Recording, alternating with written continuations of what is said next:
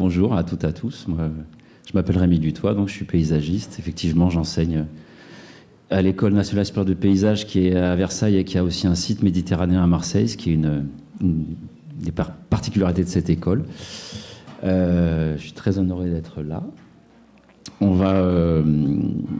va discuter avec Gilles et avec vous pendant une bonne heure. Quand on a préparé cette intervention, Gilles me disait qu'il aimait vraiment bien qu'il y ait des interactions avec le public. Donc, dans le déroulé, il y aura plusieurs temps où moi, j'ai ce rôle de modérateur. Je ne sais pas si je vais modérer grand-chose, mais en tout cas, je vais essayer de suivre un fil rouge qu'on a déterminé, mais qui pourra divaguer en fonction aussi de vos interrogations, de vos attentes, de vos témoignages. N'hésitez pas, on envisage vraiment ce temps comme un dialogue. Et pour commencer, j'avais envie, assis avec Louise, de retourner un peu la situation, c'est-à-dire qu'on s'est beaucoup appuyé sur la leçon inaugurale que Gilles a donnée au Collège de France, qui s'appelle Jardin, paysage et génie naturel. Il y a quelques années, le livre, je pense, c'est la leçon en version complète et au stand de la Carline. Et en fait, j'aime beaucoup le démarrage de cette leçon inaugurale parce que, Gilles, tu fais une petite pirouette qui est un beau retournement du regard, dans le sens où d'emblée, alors que tu es invité au Collège de France pour donner une leçon sur le jardin, tu commences en disant que tout ce que tu as appris, finalement, c'est le jardin qui était l'enseignant. Et donc, il y avait un paradoxe à enseigner le jardin, alors que c'est le jardin qui est l'enseignant. Donc, tout part du lieu et tout part de l'expérience. On avait envie de commencer par l'expérience de ce lieu et de vous inviter, chacun, chacune, à vous remémorer le trajet que vous avez fait pour venir ici. Peut-être que ce lieu, vous le connaissez. Peut-être que ce lieu, vous ne le connaissez pas, mais vous connaissez le vallon, le plan A. Ici, c'est le plan B, mais c'est aussi un vallon. On est passé du Beuvron au Vieux. Alors, si vous connaissez cet endroit, peut-être que vous pouvez mentalement vous imaginer ces différents bassins versants. Après, à l'issue de la conférence, en fait, j'ai amené une carte IGN et on pourra, si vous voulez, discuter en regardant une représentation du territoire qui est 25 000 fois plus petite pour échanger. Mais partons d'ici pour peut-être commencer par réfléchir à ce que le lieu, cet endroit même, cette bergerie où nous sommes, qu'est-ce qu'elle nous enseigne? Qu'est-ce qu'elle nous raconte? Voilà. Bonjour. Difficile de répondre à la question. Là. Tu m'avais pas préparé, hein? Si. Non. Je peux développer un peu, mais vas-y, à toi. Non, ça va. Alors, peut-être qu'il faut repartir effectivement de cette introduction à la Collège de France, où je dis que c'est le jardin qui nous enseigne. En fait, c'est dans l'ensemble du vivant qui nous enseigne. Alors, je vais d'abord commencer par l'appréhension que j'ai de ce paysage ici. Ensuite, je vous dirai quelque chose d'autre sur la question même de la sensibilité, et qui est dans le titre global, on peut dire, de toute cette séjournée ici, que je trouve ça très important. Alors d'abord, le ressenti de ce lieu, c'est quelque chose de équilibré dans le sens où il y a une partie ouverte et une partie boisée et qui se balance assez bien dans l'équilibre du paysage. Et c'est très heureux, c'est très beau. C'est aussi assez différent si on regarde d'un côté et l'autre. Il y a une pente qui est douce. De l'autre côté, il y a l'équivalent de Restan avec des oliviers en haut. Enfin, on n'est pas tout à fait dans le même paysage. On est dans la même région. On n'est pas dans la même façon de s'en occuper. Mais il y a aussi la ville qui est magnifique quand on la regarde d'ici. Il y a la rivière qui est une chose fondamentale, sans laquelle il n'y aurait pas l'activité humaine. Et enfin, cet espace libre, qui a beaucoup d'importance parce qu'il joue un rôle fondamental dans la composition même du paysage, mais aussi dans l'équilibre de la diversité. C'est les bois. Les bois qui sont venus d'un sol, souvent, qu'on a laissé tranquille. On est partant d'une friche qui devient petit à petit une friche armée avec des épines. On arrive à des buissons plus hauts, puis finalement des arbres. Et on est dans la forêt avec des végétaux qui ont, on le voit par l'âge, la capacité à traduire ce qu'on appelle une forêt, un état climatique, le maximum, l'optimum de végétation. Il y a des arbres très beaux, hein, très gros.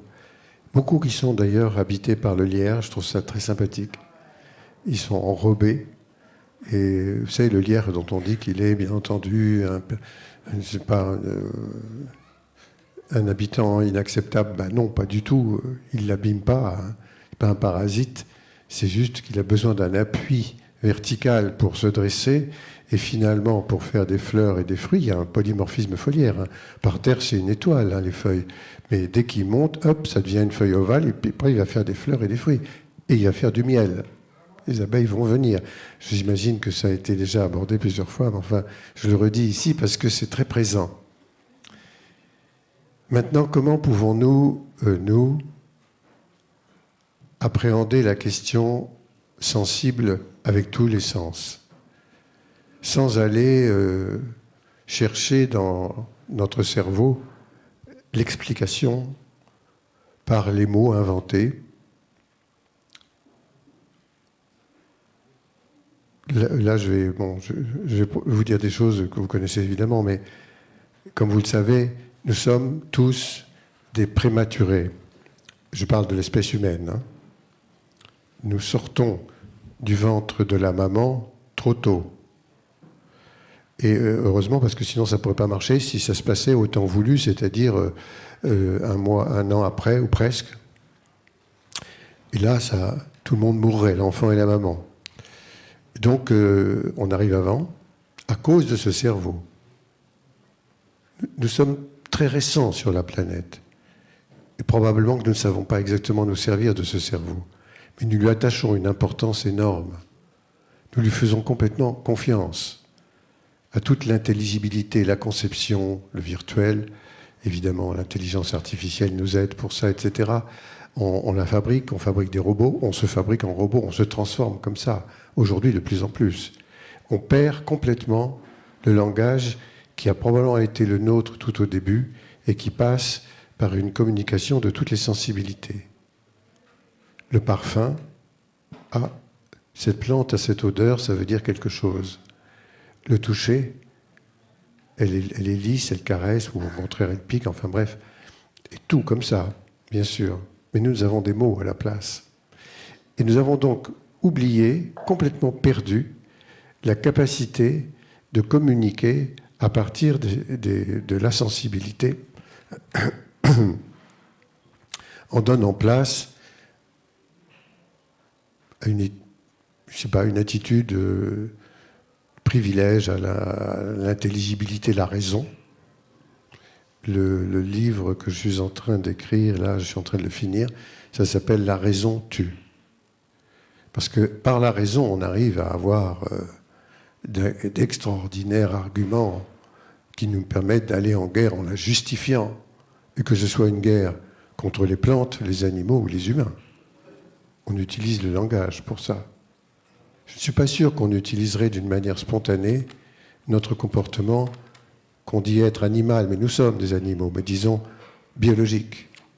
Je ne suis pas sûr du tout. Bien sûr, on définirait notre territoire, mais est-ce qu'on partirait systématiquement en guerre en éliminant l'autre ? Si on apprenait à connaître l'autre, on ferait comment ? Et ce qui m'a beaucoup intéressé dans la proposition qui a été faite ici par l'équipe qui s'en occupe, c'est justement que ça interroge sur la capacité que nous aurions à développer une sensibilité que nous avons oubliée, perdue, et qui pourtant nous permettrait peut-être de deviner bien d'autres choses et de rentrer dans une forme paisible d'approche de tout ce qui est l'autre. Dans cette histoire-là, l'autre, c'est presque toujours quelqu'un qu'on ne connaît pas, une plante qu'on n'a jamais vue, et alors il faut la tuer parce qu'on est en danger. Il faut tuer, sans arrêt, tout le temps. Il y a encore récemment des prises de position qui soutiennent le glyphosate. Vous avez dû le voir. C'est hallucinant d'en être encore là quand on sait quelle est la situation. Donc ça ne va pas, du tout.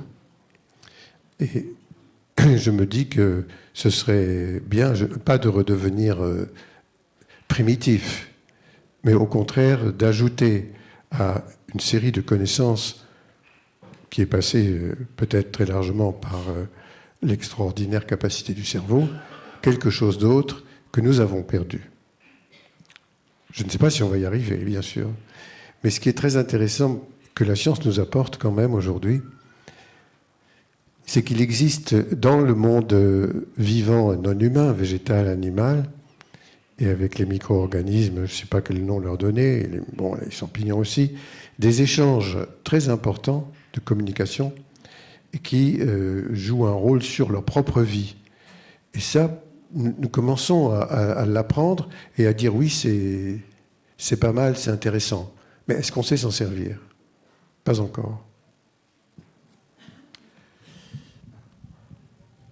Et donc, toutes ces réflexions, elles sont nées chez toi à partir de l'observation d'un jardin. Est-ce que tu peux nous en dire plus sur ce que t'a apporté le jardin ? Qu'est-ce qu'il t'a enseigné ? Le jardin m'a appris à oublier la maîtrise. On ne maîtrise rien. Comme toujours la nature invente, avoir un plan de gestion, c'est complètement stupide. Parce qu'on va vouloir refaire des gestes qu'on avait fait l'année d'avant. On écrit ça sur un tableau Excel, on met la date, l'heure, le jour, la façon de faire, etc. Mais non, les plantes, elles ont inventé des trucs. Il faut, au contraire, les réinterroger, se demander, discuter, être en dialogue, se dire, mais alors bon, elle a fait ça. Ah, pourtant j'avais prévu qu'elle ferait comme avant.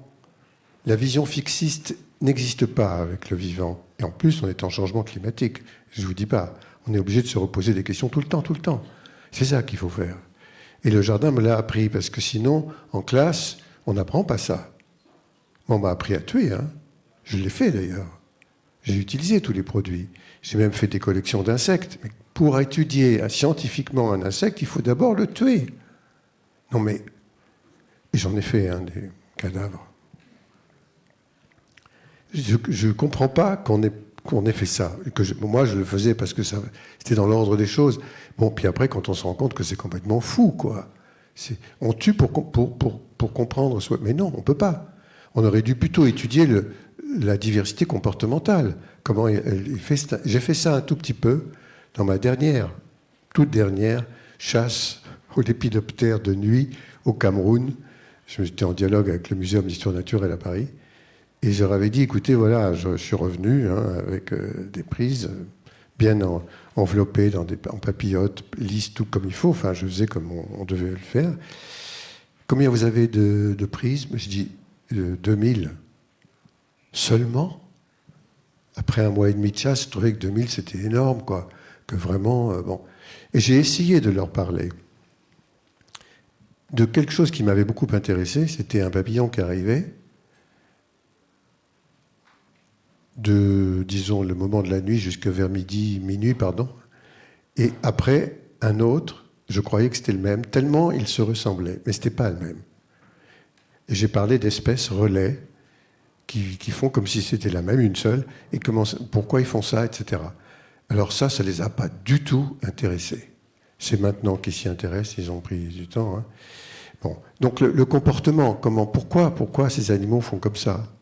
Pourquoi ? Alors on sait pour les chiens, les chats, on parle un peu avec eux, mais on ne sait pas pour tout le reste, on est complètement ignorant. Donc le jardin m'a appris ça, abandon de la maîtrise, mais m'a appris aussi quelque chose de merveilleux, c'est c'est pour demain. Mais on ne sait pas quand est demain, on s'en fout. La question du temps qui passe n'a pas beaucoup d'importance. On met une graine dans le sol, ça va faire quelque chose. Si les conditions climatiques sont favorables, ça va pousser, sinon ça va attendre. Les graines, elles savent dormir.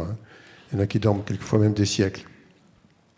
Elles attendent les bonnes conditions. Vous savez, quand vous avez une taupe qui fait une petite montagne, là, il y a des graines qui arrivent en surface, qui dormaient, et puis tout à coup, elles vont germer. Vous voyez des plantes que vous n'aviez jamais vues. Merci la taupe. J'ai essayé de faire un jardin de taupe en Suisse, à Lausanne, il y avait une exposition sur mon travail. Et je leur ai dit pourquoi, puisqu'ils voulaient travailler sur le sol, faire une exposition. Si je vous fais un jardin de taupe, ils m'ont dit oui, des taupes, on en a déjà. Bon, j'ai pas pu le faire. J'ai fait un cadran solaire, rapport avec le moment où arrivent les taupes à chaque fois dans la journée. Mais en tout cas, mis à part ce détail qui est celui de l'apparition d'une graine qui donne une plante qu'on ne connaît pas ou qu'on connaît parce qu'on a semé la graine, le jardin, pour moi, est un territoire pour l'inconnu, mais surtout un territoire mental d'espérance. Je le définis comme ça. C'est-à-dire qu'on est tout le temps dans quelque chose qui nous donne un espoir, quoi. On travaille avec, quelquefois on se trompe, et c'est pas très grave. Et ça, c'est très équilibrant pour l'humain lui-même. C'est la leçon du jardin. Donc, dans les années 90, tu écris Le Jardin en mouvement, qui est un peu la mise en pratique de tes observations des dynamiques naturelles, végétales, animales. Et qu'est-ce que tu découvres? Qu'est-ce que ça t'apprend, en fait, le jardin en mouvement? Alors, je dois le jardin en mouvement à une plante exotique, la grande berce du Caucase, qui est détestée, vous savez, interdite, etc., qui sont photosensibilisantes. Si on la touche et qu'on transpire au mois de juin, là, pas génial. Alors, je l'ai chez moi, parce que je l'ai semée. J'avais oublié que je l'avais semée, d'ailleurs. Elle a germé très longtemps après, bon, peu importe, elle est arrivée. Et puis, c'est une thérophyte. Elle a un cycle court. Elle va mourir après avoir fait la graine. Mais moi, je veux la garder. Donc, je veux bien qu'elle fasse des graines. Sauf qu'elle se multiplie énormément, parce qu'elle a beaucoup de graines. Elle est magnifique, elle monte à 3 mètres de haut, elle attire plein d'insectes, enfin, c'est fantastique. Bon, je dis, comment on fait? Alors, au bout d'un moment, quand elle commence à prendre trop de place, je me dis, je vais couper la hampe avant que les graines ne soient mûres. Elle reste verte, mais les fleurs ont disparu, elle n'est plus très jolie, c'est bon, on coupe. Donc elle ne se multiplie pas. Mais elle réagit. Elle dit, mais j'ai pas fait mon boulot. Elle ne s'est pas reproduite. Elle n'a pas d'autre solution que de faire la graine pour se reproduire. Elle n'a pas de système de reproduction végétatif. Donc elle repart du pied. Elle se fait comme si elle changeait de type biologique et qu'elle devenait une hémicryptophyte, une plante vivace. Elle repart. Et d'année en année, elle se fatigue, et au bout de 5-6 ans, l'espace dans lequel se trouvent les berces diminue à tel point que je dis, c'est pas possible, et là, je les laisse regrainer. Donc, ma technique du jardinage de cette plante-là, elle est d'intervenir tous les 10 ans, en laissant se répandre à nouveau les graines. Mais dès le départ, j'avais choisi le principe de la conserver. Or, elle était arrivée dans un espace comme par exemple ici, c'est un chemin, c'est un passage. Elle arrive là, mais moi je veux la garder. Je fais le chemin à côté. Donc je change la forme du jardin. Et ainsi de suite pour toutes les plantes à cycle court qui ont l'obligation de se déplacer dans le terrain. Chaque année, elles ne sont pas au même endroit. Les digitales, vous ne les voyez pas au même endroit. Et ainsi de suite. Et j'appelle ça le jardin en mouvement parce que l'architecture même se modifie et tout est en mouvement d'une année sur l'autre. Aussi, bien sûr, parce que j'ai donné un privilège à une plante qui est une plante à cycle court. Si c'était une plante qui donne l'architecture d'abord, elle ne bouge pas beaucoup, je ne serais pas venu à cette notion-là. C'est comme ça que c'est arrivé. Et j'ai voulu faire un texte pour les étudiants. Alors ça a donné, je ne sais plus quoi, la friche apprivoisée, un truc comme ça. Et finalement, c'est devenu le jardin en mouvement. Et puis ça a été édité. 7 ans Après que j'ai cherché un éditeur, j'en trouvais pas. Finalement, c'est Tonka, Hubert Tonka, l'édition Sens et Tonka, qui a édité. Il m'a dit, je suis prêt, ça y est, on y va. Il avait lu le texte longtemps avant, mais il n'avait pas encore la maison d'édition. Et heureusement, ça s'est beaucoup multiplié depuis. On est à la 6e édition, je ne sais plus combien. Mais vous voyez, c'est pour vous dire qu'à l'époque, un texte comme celui-là, personne ne s'y intéressait. Ça a beaucoup changé, hein. Beaucoup. Les jeunes ont tout à fait un autre regard.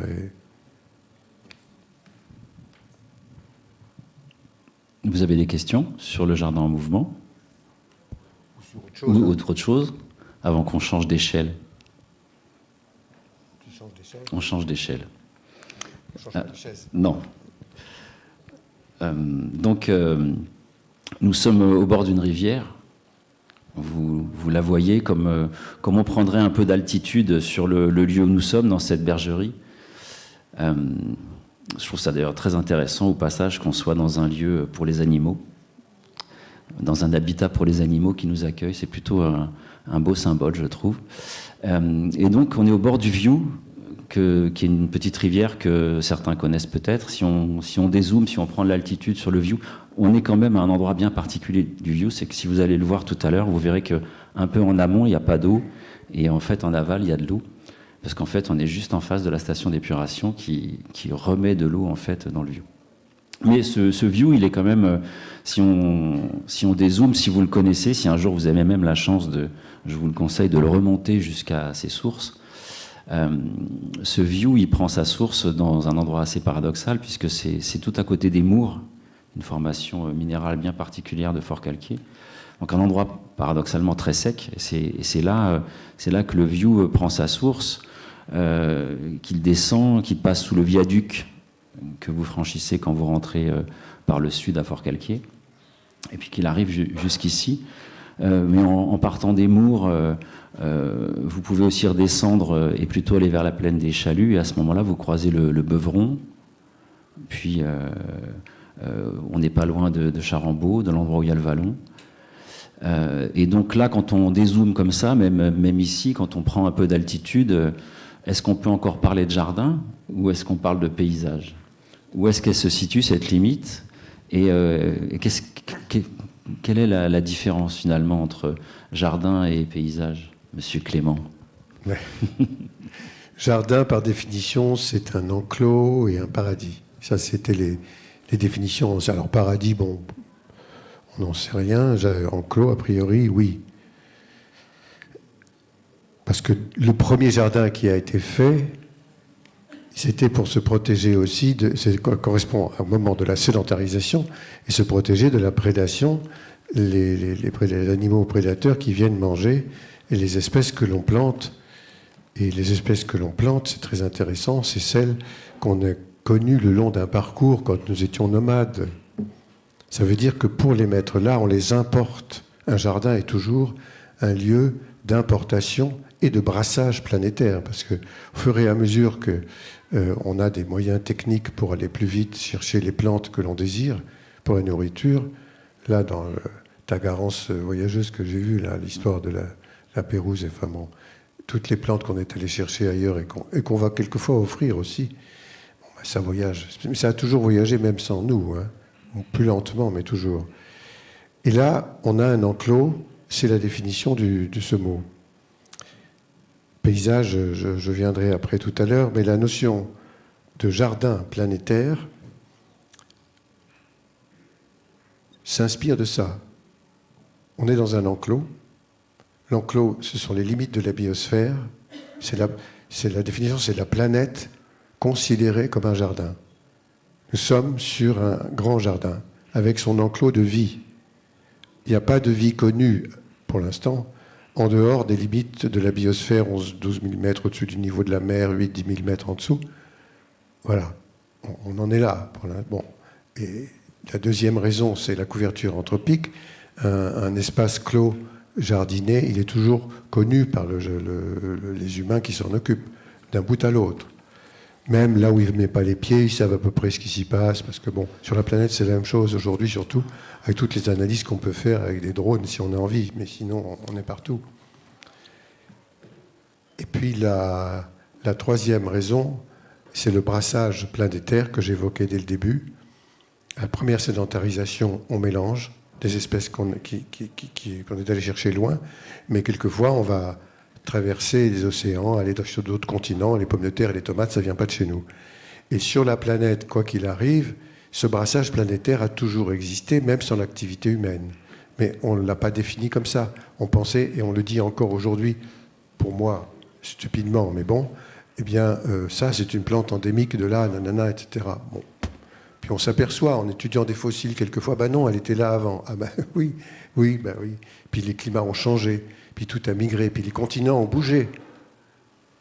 Ne pas accepter le voyage naturel ou artificiel par les humains, c'est ne pas regarder la vie telle qu'elle est, quoi. Un biome, c'est un espace de compatibilité de vie pour un climat déterminé.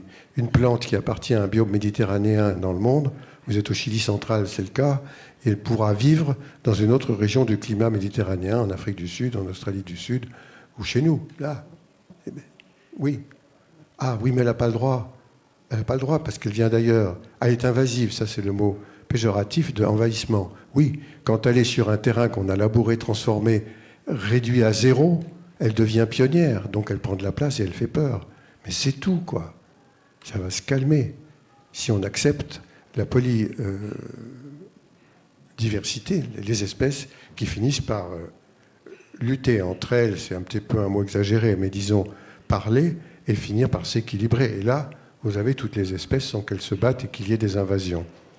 Accepter la diversité, même dans un jardin dont on s'occupe beaucoup, c'est bien d'accepter les plantes qui y viennent spontanément. Elles ne vont pas rester forcément tout le temps. Elles ne vont pas occuper tout le temps le terrain. Bon, surtout si vous intervenez, mais même si vous n'intervenez pas, il y a un équilibre qui se fait. Oui, je sais que tout le monde n'est pas d'accord avec moi. Non, moi je suis d'accord. En plus, ouais. Sur les invasives, c'est pas les bonnes échelles de temporalité. Et puis on met beaucoup d'argent parce que soi-disant les invasives érodent la diversité, alors que c'est bien loin derrière les monocultures, la pollution, l'urbanisation, qui sont les premiers éléments, enfin les premiers acteurs de l'effondrement de la diversité. Mais alors, je vais continuer sur ma lancée du jardin au paysage. Donc, à l'échelle du jardin, le jardinier est l'acteur avec les dynamiques naturelles et l'acteur du jardin, le gardien. Donc dans le jardin planétaire, c'est l'humain qui est censé être le gardien, l'adulte. Si on définit un adulte comme quelqu'un qui a, on va dire, conscience des conséquences de ses actes, l'humain est le gardien du jardin planétaire. Oui, c'est optimiste, mais...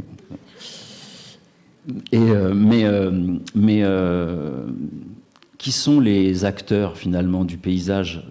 Comme on a le jardinier acteur du jardin, qui sont les acteurs du paysage dont on dépend pour vivre? Alors, ça, c'est une bizarre responsabilité fantastique, pas assumée, je crois, par les paysans, les exploitants devenus malheureusement exploitants agricoles, et qui ont transformé le paysage d'une façon très puissante, tout au cours de l'histoire. Hein. C'est pas nouveau.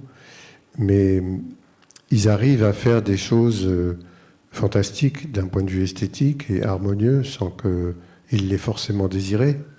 Là, j'ai fait une mission de soutien d'une école du jardin planétaire en Roumanie. Là-bas, il y a encore des pratiques ancestrales dans des pentes assez raides. Il n'y a pas que dans ce pays-là, mais ils vont travailler à la faux, ils font des meules. Ça fait une composition paysagère voulue avec une certaine esthétique quand même. C'est-à-dire qu'ils en sont malgré tout conscients, mais pas toujours. Et quand ils ont des machines énormes, là, c'est les machines qui font le boulot, c'est plus tellement eux, quoi. Donc la dimension esthétique change. Mais elle est réellement la réalisation de ces gens qui travaillent sur ce terrain. Il n'y a qu'eux qui font ça. Les forestiers aussi, et bien sûr, d'une façon violente et inquiétante, mais ils transforment le paysage considérablement. Le paysage, si je voulais vous donner une définition, puisqu'on est un peu là-dessus, je dis que c'est ce qui se trouve sous l'étendue du regard. Donc on a ici un paysage avec voilà, des lianes jaunes, un tapis clair, bien sûr des soleils, enfin, bref, mais beaucoup de composants animaux, excusez-moi, voilà. Sous l'étendue du regard, mais pour les non-voyants, c'est sous l'étendue de tous les autres sens. L'ouïe, l'odorat, tout ça joue un rôle, évidemment, mais même pour les voyants. J'ai évoqué cette question au début, mais je reviens dessus. Vous fermez les yeux et vous vous dites où est-ce que je suis. Et quelquefois, c'est très intéressant. Vous entendez la source, vous entendez l'eau, vous entendez bien sûr les oiseaux. Tout à coup, vous rentrez en communication, même sans le vouloir, ou en tout cas en écoute, avec un monde que vous n'écoutiez pas. Donc ça n'a pas d'échelle du tout. Ça peut être tout petit, ça peut être gigantesque. Et ça touche la sensibilité de chacun. Il est impossible de faire une règle là-dessus. Si je mets 30 étudiants devant le même paysage, rigoureusement le même, et je leur dis, voilà, vous nous le représentez. C'est-à-dire, vous ne le photographiez pas. La photographie, c'est une machine qui fait le boulot. À la rigueur, vous êtes le cadreur, la cadreuse, bon, la personne qui fait le cadrage, je ne sais pas comment on dit, et c'est tout. Mais si vous dessinez, là, vous faites part de votre sensibilité. Vous choisissez d'abord quelque chose que vous dessinez jamais tout. Ou pas pareil qu'une photo le ferait. Donc il est très important que ce soit un dessin pour chaque étudiant regardant le même paysage. Ensuite, un texte, quelques mots. Même si j'ai dit les mots quelquefois, mais ça a de l'importance. Expliquez ce que vous avez ressenti, comment vous l'avez vécu et qu'est-ce que vous voulez faire. Dans un idéal, là, il ne faut pas rentrer les éléments objectifs, parce que sinon, on ne rêve pas. Si on a la conscience de tous les problèmes, du pH, du sol, le climat, l'argent dont on dispose, les gens qui vont s'en occuper, etc., on est foutu parce qu'on part que de ça. Non, il faut idéaliser, rêver, en disant qu'est-ce que je ferais si moi j'étais là, avec toutes les conditions heureuses. Et à ce moment-là, on écrit le rêve. Et ça, c'est le plus difficile pour les étudiants, d'écrire un rêve, enfin pour tout le monde, c'est-à-dire de mettre justement les mots corrects sur ce qui a été imaginé. Mais à partir du moment où c'est fait, le projet, il est fait. Après, on peut intégrer, évidemment, toutes les données objectives, mais pour arriver au projet, tu vois, j'ai dévié de la lecture du paysage à la notion de projet, la nécessité d'en faire un projet, pas toujours, mais bon, et ben ça passe par cette mécanique-là. Et quand ils y arrivent, ça prend un certain temps, mais quand ils y arrivent, eh bien, ils sont très contents et ils font quelque chose d'original. Sinon, l'intégration des données objectives dans le départ, tout de suite, ça va être la répétition d'un discours qui a déjà été donné par d'autres et qui sont prisonniers de ce discours. Il faut se libérer de ça au début pour inventer son jardin. Alors c'est pas mal, ça me fait rebondir parce qu'il y a un monsieur qui veut parler. Ah super. Alors je rebondirai après. Micro. Ah si, non, attends. Ah, il n'y a pas de son. Il n'est pas lu. Toujours pas. Oui.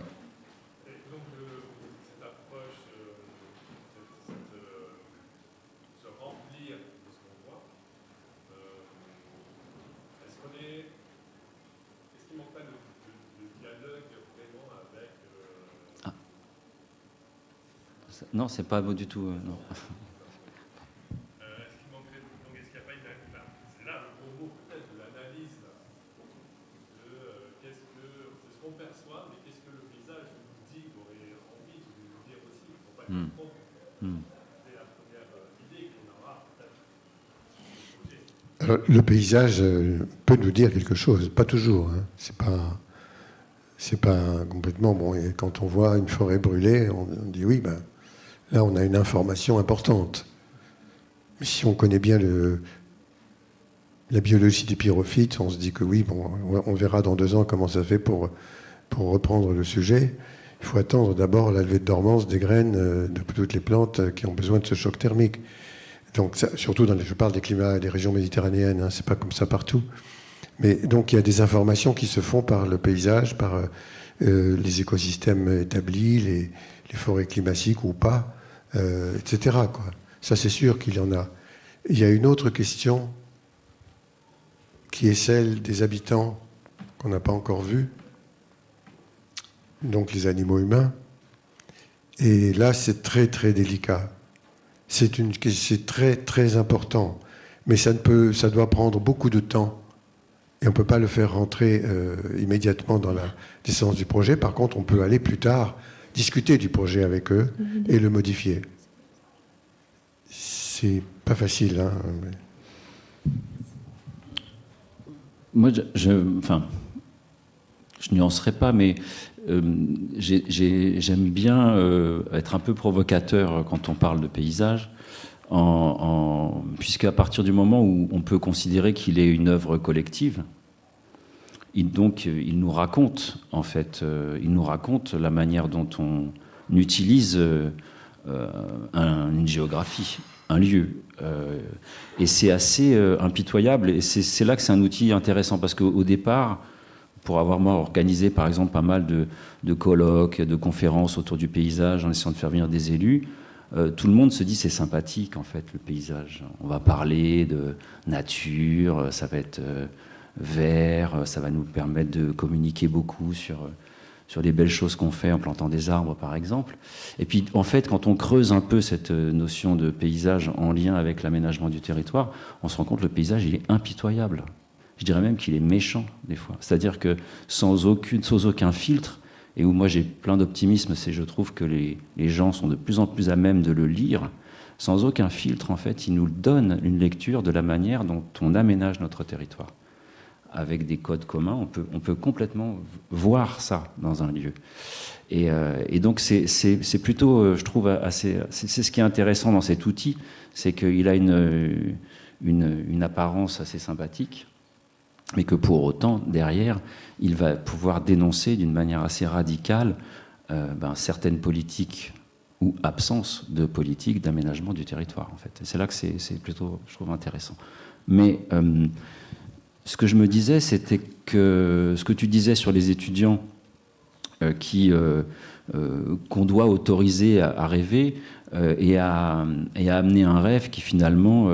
de plus en plus, en tout cas pour moi c'est le tournant que l'enseignement du paysage et du projet doit prendre, c'est qu'on était quand même très longtemps dans du dessin, que ce soit pour des lieux ou pour des territoires, dans du dessin avec une pensée d'espace, une pensée un peu héritée des grandes perspectives de le nôtre, d'une géométrie, avec des choses très intéressantes, parfois, mais que tout d'un coup, là, aujourd'hui, et ça va nous permettre de revenir sur notre sujet de l'agriculture, par exemple, et de la relation au vivant, on a l'obligation, dans notre métier, de partager les espaces avec d'autres êtres vivants.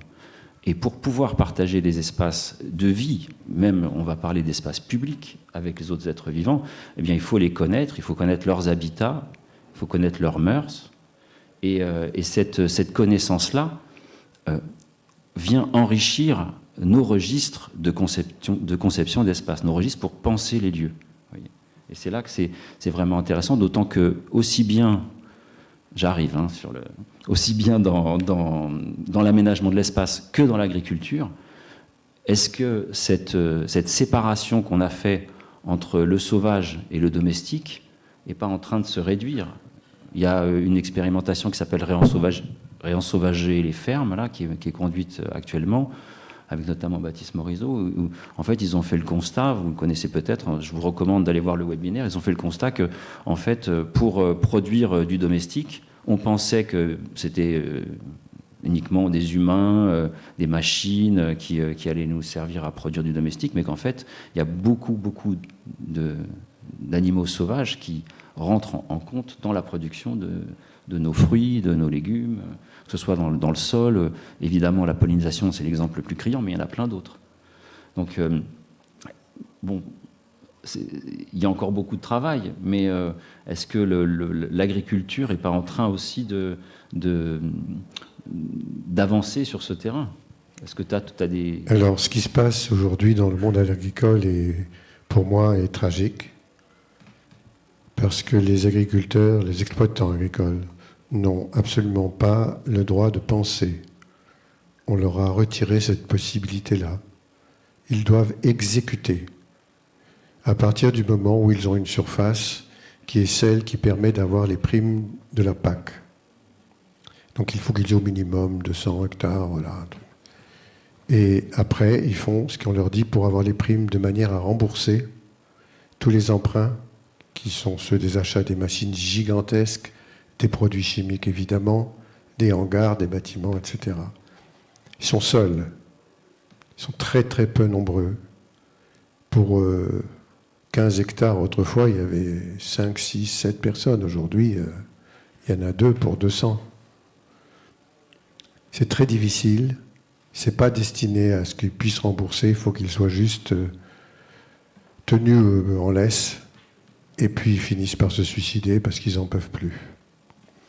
Donc, c'est le métier le plus tragique aujourd'hui. Je vous le dis vraiment, je le vois. J'habite la Creuse. Et j'ai traversé beaucoup de régions où ça se passe exactement comme ça. Et c'est horrible.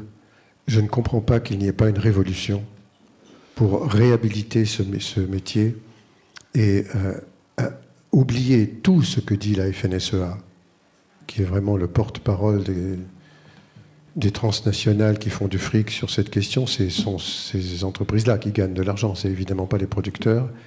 Et c'est un scandale. Je ne comprends pas. Là, c'est un vrai scandale. C'est des humains robotisés, malheureux.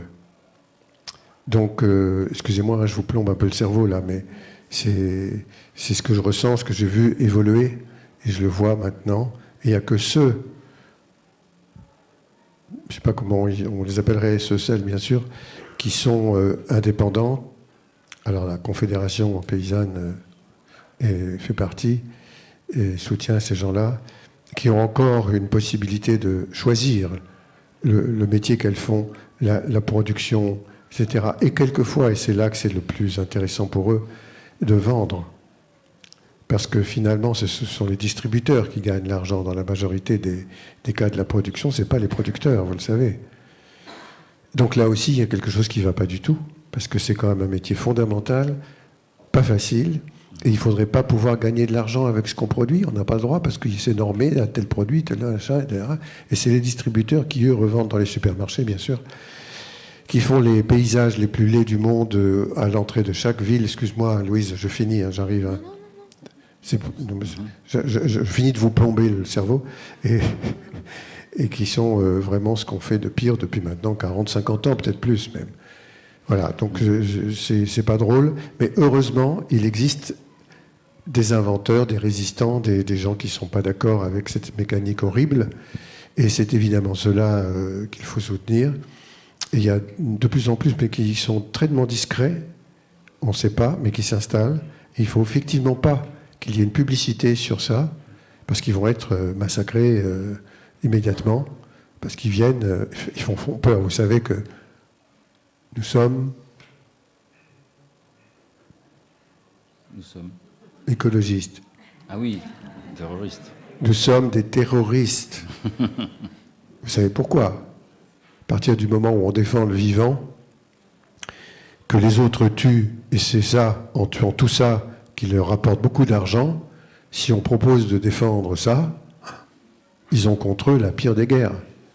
Ils n'ont pas du tout peur des vrais terroristes. Hein. Ceux-là, on les tue tout de suite. Mais les autres qu'on ne connaît pas, ils inquiètent les multinationales du monde entier. Et l'écologie est en train de passer, récupérer, greenwashing, etc., entre les mains de ceux qui désirent de toute façon que ça n'existe pas. Donc il faut rester très silencieux et faire. Je crois qu'il y avait une petite question ici. Est-ce que je passe le micro ? Oui, moi je suis complètement d'accord avec toute la tristesse du monde agricole. Mais du coup, quand vous disiez le rêve, il faut qu'on réapprenne à rêver, enfin, je pense qu'effectivement c'est le plus important. Mais en parallèle, et on est obligé d'aller vers de la déconstruction aussi de ce sur quoi toute notre société est construite. Donc là, vous parlez effectivement, il faut qu'on aille sur la déconstruction du monde paysan pour rêver à un nouveau monde paysan. Et malheureusement, il faut qu'on le fasse en cachet. Mais en fait, cette déconstruction-là, il faut qu'on la fasse partout. C'est-à-dire que, en fait, accepter avoir... il y a ce truc-là où accepter avoir de l'organique dans nos vies, dans nos maisons, partout. Et dans nos maisons, dans nos hôpitaux aseptisés, blancs, murs blancs, sol blanc, voilà, tous ces produits toxiques qu'on met partout. C'est ça aussi qu'il faut qu'on arrête de se dire, c'est propre quand c'est blanc et lisse. Et sortir le blanc et le lisse de nos vies. Enfin, voilà, et du coup, voilà, compléter ce rêve par une déconstruction profonde. Parce qu'il ne peut pas y avoir le rêve sans la déconstruction. Enfin, voilà. Bravo. Je suis complètement d'accord. Ça suppose un changement de mode de vie réel, quoi, concret. On a beaucoup de chance. En attendant, moi je fais juste un petit... On a quand même beaucoup de chance, je pense, dans notre territoire, parce que justement, on est peu nombreux, donc on n'attire pas beaucoup les gros. Et qu'on a quand même des échelles agricoles qui permettent une agriculture paysanne. On l'a vu, je pense, ici, pendant le Covid, on a quand même tous très bien mangé, quand même. On a quand même toute une série d'agriculteurs qui font des choses extraordinaires. Oui, moi c'est simple. Je voulais reprendre justement on est à un moment quand même avec une sorte de bifurcation, en fait, une double trajectoire entre les exploitants agricoles, et le choix des mots est quand même assez important. Les exploitants agricoles, ceux qui exploitent, et les paysans. Les paysans avec le lien entre paysans, pays, paysage. Et c'est vrai qu'aujourd'hui, en travaillant sur des filières, le travail qui a été fait sur chaque filière au niveau agricole a éloigné les exploitants de leur territoire. Et c'est vrai que je pense aussi qu'on a à reconstruire, et c'est là que le citoyen a toute sa part, ce lien entre le paysan, le paysage, le pays et tout le territoire. Voilà. Tout à fait d'accord. Est-ce qu'il faut chercher un autre mot pour pas dire on revient en arrière et on fait comme les Amish ou faire je sais pas quoi, et trouver un mot nouveau pour parler de ces gens-là qui sont aujourd'hui quelquefois même des gens très jeunes, et utiliser un autre mot que paysan, je ne sais pas. Moi j'aime bien le mot paysan, mais peut-être qu'il faut changer de vocabulaire. Il y avait une question. Attends, il y a le micro qui arrive. Bonjour. En fait, moi, la question de la diversité, je me la pose d'un point de vue humain. C'est-à-dire que vous soulevez des thèses qui ont déjà été soulevées il y a 100 ans par Claude Lévi-Strauss, qui disait « il faut de la diversité humaine ». Et donc, on a fait un peu comme dans Aldous Huxley, Le meilleur des mondes. C'est-à-dire ce que subissent nos terres ou le système paysan ici, des chasseurs-cueilleurs, des peuples traditionnels autochtones non industriels le vivent depuis plus de 200 ans. Donc en fait, on connaît le mal qui peut être, et que nos enfants subissent même, de ce capitalisme sauvage pour réduire, et on continue quand même. Donc c'est vrai, on va être pas nombreux à dire non et avoir un autre mode de vie, et c'est transformer nos modes de vie, mais pourquoi alors c'est une question un peu difficile, un peu philosophique. Pourquoi l'homme continue, pourquoi nous continuons alors que nous savons tout à fait où nous allons à notre perte? Alors il y a une tribune qui vient de sortir sur...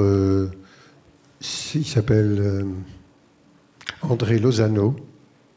Il a une petite tribune, j'ai oublié son... vous avez peut-être trouvé par André Lozano...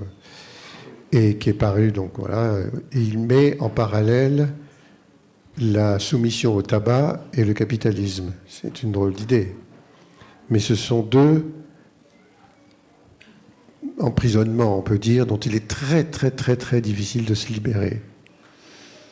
Il le démontre très, très bien. Et nous sommes probablement sous la force de la... Je ne sais pas comment on peut dire, mais de l'empoisonnement, quoi, mais fondamental par le capitalisme, avec une grande, grande difficulté de nous en éloigner, quoi. Comment fait-on? Bon, moi, j'ai eu beaucoup de chance pour arrêter de fumer. J'ai mis 5 jours, ça s'appelait la loi de 5 jours, c'est fantastique. C'était du temps de Simone Veil, qui était ministre à l'époque de la Santé, avec une histoire d'un truc alimentaire génial, où on dissout tout de la nicotine dans le sang. Enfin bon, je ne vais pas vous raconter, mais ça n'a pas été repris parce que ça ne rapporte rien. Il faut acheter des potes, des pits, des choses, des machins, à fumer pour remplacer le tabac. Et on n'a acheté rien. Donc c'était gratos. C'est dommage, hein, c'est un très bon système. Mais pour se libérer du capitalisme, ça là, il faut inventer sa propre manière de se trouver en autarcie. Comment vit-on sans dépendre de l'autre et sans faire dépendre les autres de soi-même? Par le système monétaire, par la pression, mais de tout, hein, les assurances, les machins, les tout, quoi. Ouais. C'est pas facile. Ça, c'est pas facile. Mais si on l'envisageait, ce serait vraiment intéressant. Là, j'ai pas encore lu le livre de celui qui écrit Comment construire une guillotine, il vient de sortir. Comment? Juan Branco. Il est génial, hein, lui. Donc peut-être qu'il nous donne l'explication, j'attends. Mais c'est dur. Mais il faut le faire. Je voudrais vous demander quelque chose. Est-ce que je rêve? Et si je rêve, ne me réveillez pas. Les politiques, aujourd'hui, sont en train de réfléchir à l'aménagement du territoire en fonction des paysages et des besoins des populations de ces régions. Est-ce que c'est un bruit qui court ou bien est-ce que c'est les politiques qui mentent? Alors, il se peut qu'il y ait des politiques. Oui, la question c'est, est-ce qu'il existe, il y a des politiques qui pensent à l'aménagement du territoire en fonction d'une esthétique, du bonheur que ça peut procurer, de l'équilibre, je ne sais pas. Alors, il y a certainement des politiques qui ont ça en tête. Mais de passer à l'action, c'est quelque chose de complètement différent, parce qu'ils vont devoir se retrouver en relation avec énormément d'instances différentes qui, elles, vont se battre, etc., sur la dimension du paysage. Il y a beaucoup de gens. Et ça, c'est pas facile. Il n'y a pas aujourd'hui de prise de position politique sur cette question-là à une échelle nationale, par exemple. Dans aucun pays du monde, je crois. Peut-être dans le Bhoutan et encore, je ne sais pas. Je ne suis pas allé au Bhoutan. Parce que c'est intéressant comme pays. Hein. Mais, il y a un photographe. Bonjour. Je reviens, moi, sur ce que vous disiez. Bon, c'est sûr que c'est difficile parce que pour le moment, les gens qui pensent qu'il faut changer ce système sont moins nombreux que ceux qui veulent le maintenir. Néanmoins, peut-être, voilà, par exemple, il faut faire un festival qu'on appellerait Jusqu'au Vallon. On parlerait de tout ça et où on irait ensuite diffuser ses connaissances avec des passeurs. Merci Louise. Première chose. Et puis ensuite, il y a quand même pas mal d'ouvrages, je trouve, qui sortent en ce moment. Moi, il y en a un que je suis en train de lire, qui est passionnant, mais difficile pour moi, qui ne suis pas un grand lecteur d'essais, mais qui s'appelle qui a un titre qui s'appelle The Dawn of Everything. C'est le fond des choses. Un titre français, c'est Au commencement il était, qui est vraiment pas terrible. C'est de David Wengrow et David Graeber, où il imagine, à partir de toutes les connaissances anthropologiques, sociologiques des sociétés primitives et un énorme travail de recherche. C'est pour ça que c'est difficile un peu à lire, mais en fait, il démontre d'une façon magistrale que en fait, ce modèle qu'on nous a imposé a fait table rase de tous les autres qui existaient et que pendant très longtemps, il y avait énormément de modèles qui existaient pour pour porter des sociétés et qu'ils étaient parfois liés à la saisonnalité, par exemple. On n'avait pas les mêmes représentants des populations en fonction des saisons. Quand c'était la chasse, c'était les plus robustes. Puis ensuite, quand c'était la période d'hiver, par exemple, il n'y en avait aucun qui voulait s'y coller, être chef, parce que quand on était chef, dès qu'on avait quelque chose, on devait le filer à celui qui n'avait rien. Et qu'il y avait un foisonnement de modèles, et qu'il y a eu tout un travail au moment de Rousseau notamment qui a effacé progressivement tous ces modèles pour nous faire croire que, en gros, bon bah oui, ça fonctionnait quand on était 100, 150, mais qu'à partir du moment où on est plus, ça marche pas. Mais ça, c'est en train de se déconstruire aussi, et je pense qu'on se rend compte. Voilà, avec par exemple l'émergence des listes citoyennes, on est quand même au niveau local en recherche d'autres modèles. Et moi, je trouve ça plutôt enthousiasmant. Voilà. Et c'est important que, je pense, alors, j'aime pas du tout le mot espoir, moi, mais je préfère perspective. Vous voyez, je pense que c'est important de se donner des perspectives, quoi, et qu'elles soient réjouissantes pour qu'on y aille tous ensemble. Il y a un livre super aussi là qui s'appelle Pour en finir avec le culte de la performance, qui est un petit essai super bien, où il oppose la robustesse. Oui. Je Olivier Amand. Voilà, ça donne la pêche. Oui, je veux bien poser une question. J'aimerais savoir comment vous articulez, ou est-ce que vous avez une pensée sur le patriarcat par rapport à toutes les réflexions que vous menez, qui sont très intéressantes, mais comme ce n'est pas encore un mot que vous avez utilisé, voilà, je m'interrogeais sur qu'est-ce que vous faites du patriarcat dans cette histoire-là. Merci. Alors là, je suis embêté parce que moi, on m'a jamais posé cette question. Bien, mais je ne sais pas comment y répondre, parce que si on doit s'en tenir à le seul héritage de ce qui est des générations au-dessus de nous, et les protéger en les enfermant finalement, peut-être qu'on donne une force supplémentaire à la notion même de propriété. Est-ce que le patriarcat n'est pas quelque chose qui empêcherait le partage? J'en sais rien en fait. Hein. Là, il faudrait que je réfléchisse. Hein. Je suis désolé, hein. Je ne peux pas vous répondre. Merci. Mais pour revenir sur ce que disait Rémi, le livre d'Olivier Amand, H-A-M-A-N-T, s'appelle « Antidote au culte de la performance ». Et sans aller vers le mot que j'utilise, moi, c'est fric ou rien, vous savez, fric ou rien, en un seul mot. Il n'utilise pas ces mots-là, il est plus subtil, mais il écrit un livre remarquable. Et lui, il est à l'INRAE. Quand je l'ai lu, j'ai failli. Enfin, je me suis dit, c'est pas possible, c'est un révolutionnaire, quoi. C'est merveilleux. Et là, je vous conseille vraiment de le lire. Et je dis, il faut que je le rencontre. Heureusement, je connais quelqu'un d'autre à l'INRA, je ne sais plus où, et à Clermont-Ferrand. Je lui ai téléphoné, je lui ai dit, est-ce que Olivier, oui, il est super, c'est un copain, et on s'est rencontrés. Et effectivement, on a vraiment beaucoup sympathisé. C'est un scientifique, mais qui aborde les choses avec une approche du vivant qu'il met en avant et qu'il fait disparaître complètement la notion même de performance. Alors je l'évoquais un peu, je ne sais plus quand c'était, avec l'évolution lamarckienne. Non, ça c'est hier dans la conférence dansée. Oui, je suis en train de faire des trucs bizarres. Hein. Préparation d'une conférence dansée. Avec Christian Hubel, c'est passé au théâtre Durance à Château-Arnoux. C'était du boulot. Hein. Mais on a abordé la question de l'évolution.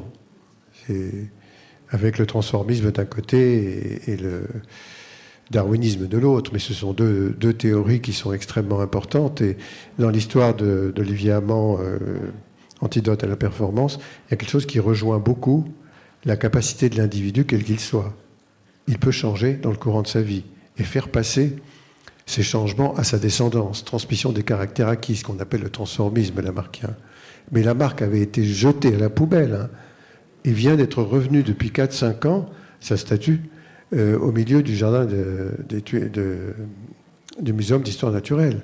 Et ça donne un peu d'espoir. Ça veut dire que les scientifiques eux-mêmes ont compris que non, Le darwinisme, c'est pas la seule solution. Le darwinisme, c'est l'exploit. C'est justement la performance. C'est les bons qui passent, les autres n'existent pas. C'est pas vrai. C'est pas vrai du tout. Cela dit, Darwin, lui, à la fin de sa vie, avait accepté la théorie de Lamarck. 50 ans avant Lamarck. Hein. Lamarck, c'est le premier, c'est le vrai théoricien de l'évolution. Enfin, c'est le premier, disons. J'aimerais savoir comment est-ce qu'on peut justement revenir à la sensibilité et parce qu'on a parlé de plein de choses qui nous font un peu peur ou qui nous énervent, enfin voilà. Et comment est-ce qu'à travers la sensibilité on peut retrouver quelque chose d'attrayant justement au paysage? Est-ce que vous avez des exemples d'ateliers ou d'expériences où des gens peut-être sceptiques ou qui étaient pas qui se sentaient pas concernés par ce paysage, qui savaient pas le lire ou se connecter avec, est-ce qu'à un moment donné, vous avez vu, en proposant des ateliers, que ces personnes-là, grâce à la connexion à leur propre sensibilité, arrivaient à s'émerveiller de ce qui les entourait ensuite? Alors, les personnes qui vivent dans un milieu que nous considérons comme merveilleux n'ont pas cette perception-là et les mots qui permettent de la traduire, mais c'est pas grave dans le sens où ils sont en équilibre avec. C'est-à-dire qu'ils le vivent sans le dire, ils n'en parlent pas. Jamais. Mais c'est... ça me fait penser au syndrome de la queue du chien, excusez-moi, c'est un peu décalé par rapport à ça, mais vous êtes à votre bureau, vous travaillez, puis ce qui vous paraît beau, finalement, c'est le chien qui dort par terre, là. Hein. Vous le regardez, vous ne lui avez rien dit, hein. Et hop, il dormait, soi-disant. Non, il ne dormait pas. Il faisait juste attention avec un œil, il vous voit. Et là, c'est extraordinaire. Vous ne lui avez pas parlé, vous ne lui avez pas donné à manger, vous n'avez rien fait, vous ne l'avez pas caressé. Il est content, il est heureux. Parce que vous l'avez regardé. Alors, je ne dis pas que le paysage que l'on regarde est heureux parce qu'on le regarde, mais on est quand même heureux parce qu'il existe, même si on n'en a pas la conscience. On n'a pas obligé d'avoir la conscience et de le dire aux autres. Et ceux qui sont noyés dedans en permanence, ils sont tellement habitués à ça que ça les étonne même parfois qu'il y en ait d'autres qui disent « Ah, c'est beau. Ben oui, d'accord, bon. Mais ils ont ça sous les yeux toute la journée. » Ils ne s'en rendent pas compte, c'est pas grave. Du moment que ça les équilibre eux. Il est certain que ça joue un rôle pour eux. Mais ils ne sont pas dans l'obligation de le dire. Dans des ateliers avec des étudiants, oui, il y a plein de moments très jubilatoires parce que, en fait, vous voyez, moi, je dis souvent aux étudiants quand on fait des ateliers qui disent « Oh là là, c'est beau, ce paysage est beau, il est magnifique ». Et je leur dis si en fait, devant un paysage, vous dites juste qu'il est beau et qu'il est magnifique, vous n'êtes pas paysagiste, vous travaillez dans un syndicat d'initiative. Être paysagiste, c'est réussir à décrypter ce qui fabrique l'émotion dans un lieu. Et on touche là la part du sensible. Pour aller un peu plus loin, très souvent, mais c'est pareil dans beaucoup de disciplines, en cuisine, en musique, je pense que ce qui fabrique de l'émotion, c'est quand on a des opposés qui se rencontrent, des contraires qui sont en présence. Le sucré-salé, le croustillant moelleux, la saudade portugaise, le joyeux triste, et puis dans les paysages, les confrontations de formes, par exemple, des séries de courbes qui vont rencontrer une droite, historiques, écologiques, des milieux qui se côtoient. Je pense par exemple l'Accro, je ne sais pas si vous voyez l'Accro, il y a des zones complètement irriguées avec un foin exubérant, et à côté le Coussoul qui est complètement sec. Voilà. Donc on invite les étudiants, et c'est le métier de paysagiste, de traquer un peu les opposés qui peuvent être présents dans un paysage pour essayer de voir un peu l'essence de ce qui va fabriquer l'émotion. Une fois qu'on a trouvé ça, une fois qu'on arrive à le décrire, qu'on l'a pensé, il devient à ce moment-là possible de le réinjecter dans une transformation. Et donc de prolonger l'émotion, le rêve à ce moment-là. Et quand on est face à des personnes, des élus, des habitants qui connaissent bien leur lieu, qui le poids du quotidien, même à nous, à moi-même, ça le fait, on finit par ne plus voir forcément les choses, et quand on vient énoncer certaines choses comme ça, et qu'on voit la lumière qui s'allume en disant « Ah, tiens, oui, c'est vrai, je comprends ce que vous dites, je l'avais jamais pensé à le formuler, je l'avais jamais vu, mais effectivement, il y a cet élément dans un paysage, il y a quelque chose de très jubilatoire et enthousiasmant à ce moment-là. » Je sais pas si, voilà. Alors, il y a juste rajouter quelque chose. Il y a parfois des moments où on se rend compte que cette sensibilité existe bien. C'est le moment où quelque chose disparaît dans ce paysage avec lequel les habitants avaient une relation sans s'en rendre compte. C'est beaucoup avec les arbres. Hein. Et s'il y en a un qui disparaît, qui a accompagné toute leur jeunesse, toute leur vie, et qu'ils ont aimé, sans le dire, s'il disparaît, là, ils en parlent, à ce moment-là. Et j'aborde ce sujet-là pour répondre à votre question. Donc ça veut dire que ce lien existe vraiment quand même. Mais pour aborder la question plus globale du fait que si nous continuons à vivre avec cette folie de la consommation, nous allons vers la catastrophe. Tout le monde s'en fout. Ce n'est que quand elle va arriver, donc quand l'arbre va tomber, qu'on va dire « Ah, ça va pas, ça va plus ». Et ça, c'est dommage. On aurait pu dire qu'on protège cet arbre, parce que justement, il a un lien. On pourrait dire qu'on protège la totalité de la qualité de l'eau et de l'air, parce qu'on a besoin de respirer et de boire, sinon on va crever. Et c'est urgent.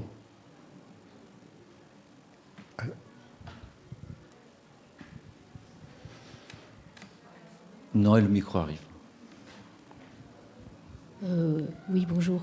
Depuis tout à l'heure, je vous entends assimiler la notion de paysage au paysage campagnard. Mais j'aimerais bien vous entendre aborder la notion de paysage urbain, parce que ce serait intéressant de savoir quand même, il y a eu des tentatives en Amazonie de ville-jardin. Si quelqu'un peut m'aider, Descola, mais il dit que en fait, l'Amazonie, c'est un jardin cultivé. C'est pour ça que tout à l'heure, je parlais de diversité. Faire le parallèle entre la diversité humaine et la diversité des plantes, c'est qu'en Amazonie, Descola, c'est un anthropologue, et il a écrit un bouquin sur l'Amazonie. Il a prouvé en anthropologie qu'en fait, l'Amazonie était entretenue comme un jardin. Donc, ce dont parlait Gilles Clément tout à l'heure, de faire attention, d'observer, de mettre telle graine là, telle plante là, quand il parle du jardin en mouvement, c'est ça, entre autres. Voilà. Tout à fait, et c'est lui qui m'a invité au Collège de France, Descola. Moi, ça m'avait énormément touché, parce que on ne se connaissait pas, mais il connaissait mon travail. Et voilà. Oui, la chakra, le nom, c'est le nom qu'on donne à en fait un morceau de forêt quelquefois énorme, qui pour nous a l'air d'une forêt primaire, mais où en fait tout le monde, les aborigènes, enfin les Amérindiens interviennent, quoi. Et c'est un artifice qui ne détruit pas. Ils savent s'en sortir vraiment, quoi. Ça, c'est bien. Maintenant, il y a aussi le paysage urbain. On n'en a pas parlé. Et il y a quelquefois des harmonies paysagères qui sont très heureuses. Là, on s'est baladé dans Fort-Calquier, dans la ville, dans le cœur de la ville. J'ai trouvé qu'il y avait quelque chose de très humain. Il y a plusieurs villages et plusieurs villes en France et dans d'autres pays du monde qui ont ce caractère-là, mais qui a petit à petit disparu dans l'extension des villes, avec une répétition architecturale qui est toujours la même, avec les mêmes ronds-points, les mêmes centres commerciaux. Vous arrivez dans... S'il n'y a pas le panneau pour vous dire où vous êtes, vous ne savez pas où vous êtes du tout. Et ça, c'est dans le monde entier.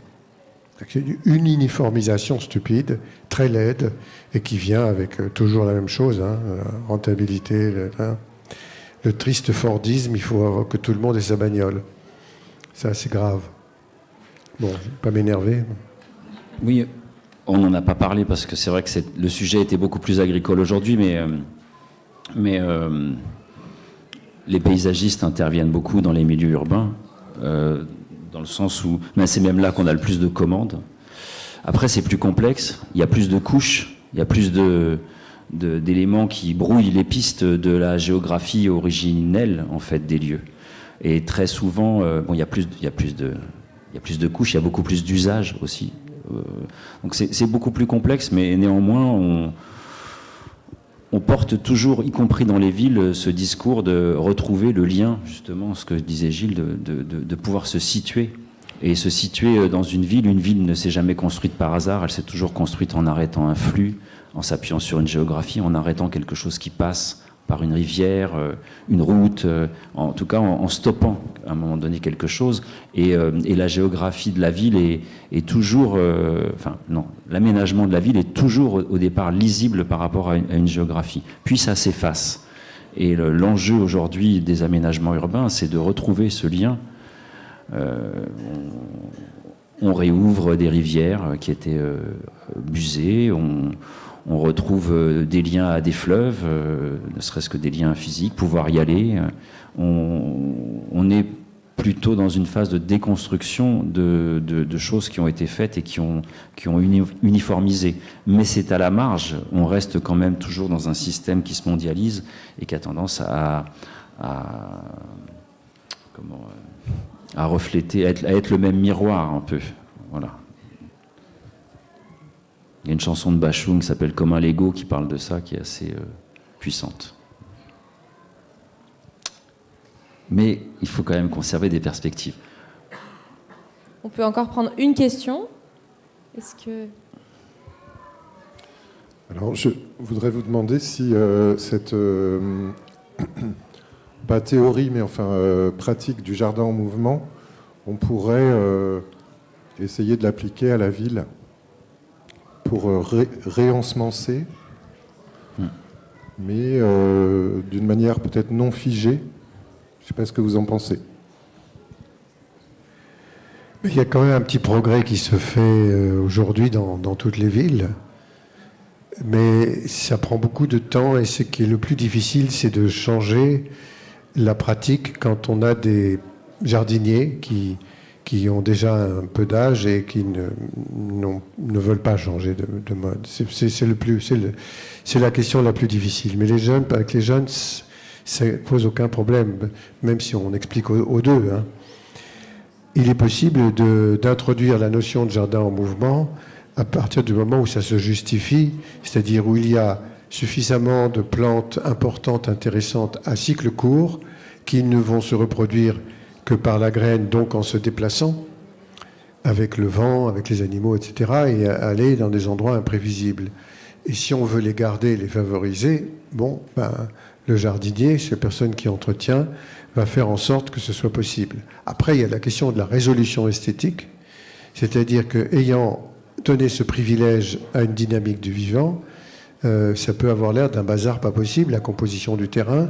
Et là, il faut faire un choix. Quelquefois, il faut aussi éliminer une partie des plantes que l'on aime bien. C'est compliqué. Mais ça peut se faire. Hein. C'est beaucoup plus économique dans la question même de la gestion, hein, en général. Parce qu'on utilise des espèces qui sont d'accord pour vivre là. On ne fait pas d'apport d'engrais, on n'arrose pas. On arrose des plantes au potager, mais jamais, enfin moi c'est ce que je fais, jamais dans le jardin. Sauf au moment où on fait une plantation. Hein, attendez, pas que je dise, parce que c'est vrai que là, quand on fait une plantation, il faut arroser bien sérieusement en noyant tout le trou dans de l'eau, mais aussi revenir pendant 1 an ou 2, surveiller. Mais après, non.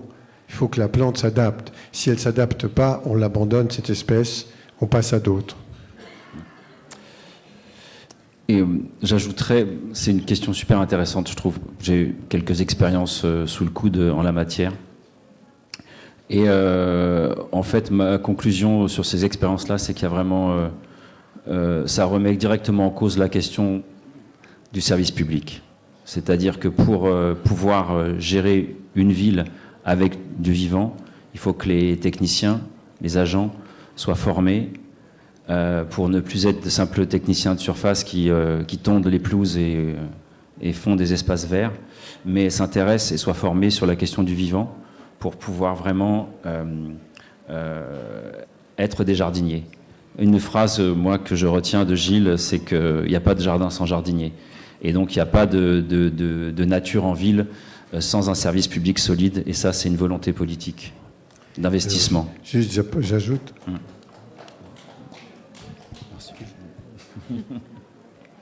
Il a raison, hein, complètement. Hein. J'ajoute juste j'insiste sur la question de la résolution esthétique, car pour faire accepter quelque chose qui, l'expression d'une diversité, mais qui est foisonnant et parfois pas très bien organisé, il faut qu'on intervienne malgré tout un peu sur les bords, souvent. Je vous donne un exemple. Une prairie qui pousse toute seule, elle a des tas de floraisons intéressantes, on veut garder cette diversité, mais c'est bizarre, et puis en plus, comment on fait? Est-ce qu'il faut la faucher, etc. Si, dès le début, vous faites un cadre que vous tondez, à ce moment-là, vous en faites un tableau, et vous démontrez à ceux qui sont dans la critique que non, c'est voulu, c'est pas un terrain abandonné. Et c'est très, très important. Et petit à petit, une esthétique cette éthique va être adoptée. C'est le changement de modèle culturel, ça prend beaucoup de temps, mais ça peut se faire. Alors, Rémi a évoqué la question du personnel avec qui il travaille beaucoup, et c'est fondamental. Là, à Grenoble, je vais avoir 2 jours avec ceux qui sont sur le terrain, et c'est vraiment très, très intéressant, parce que finalement, ils se posent énormément de questions, et puis ils voient bien que tout est en train de changer, et comment il faut faire, quoi. Donc mais c'est aussi très... Moi, ça me donne beaucoup d'espoir. Excuse-moi, j'utilise le mot espoir pour dire que voilà, il y a une prise de conscience énorme. Mais pour conclure, justement, avec des perspectives, non, je me dis qu'on est plus acteur d'une perspective et qu'on est plus passif de l'espoir. Bon, je sais pas, je me dis ça, mais... pour toi, Gilles, pour revenir sur ce lieu, sur cette exploitation agricole au bord du Vieux, en quelques mots, quelle serait pour toi la perspective joyeuse dans le futur pour ce lieu? Qu'est-ce qu'il pourrait devenir? Qu'est-ce qu'il pourrait être dans un idéal de cohabitation entre les humains et les autres vivants? Il y a une petite maison en bois qui semble avoir une certaine autonomie dans la pente un peu plus loin. Il pourrait y avoir d'autres exemples comme ça, avec des fournitures d'énergie, sans qu'on soit nécessairement relié au réseau. Mais il pourrait y avoir surtout une production vivrière très importante, très diversifiée, et avec une vente, mais directe, pas passée par les distributions, parce que ça, c'est vraiment un piège. Et ça pourrait se faire dans des cas comme ça, parce qu'il y a l'espace, il y a les structures, et il y a les gens surtout. Merci. Merci beaucoup. Merci.